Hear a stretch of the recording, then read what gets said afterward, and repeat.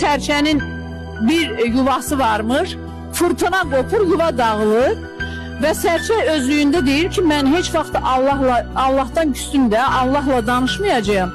Çünki Allah mənim vurtut sahib olduğum bir yuvanı belə dağıtdı. Allah görür ki, bu sərçə çox kədərlidir. Soruşur ki, sən niyə beləsən, niyə kədərlisən? Deyir ki, mən küsmüşəm səndən. Mənim bu həyatda bir yuvam var idi. O yuvanı da sən dağıtdın. Mən nə heç olmasa qışda, yağışda o yuvada özümü qoruya bilirdim. İndi o da yoxdur. Allah da deyir ki, sən bir işin əslini, kökünü bilmədən nəyə görə məni suçluyursan? Bir yılan çıxmışdı yola, səni ovlamağa gəlirdi. Mən əmr etdim ki, fırtına qopsun, sən xilas olasan. İlan səni yeməz. Ona görə sənin yuvanı dağıtdı.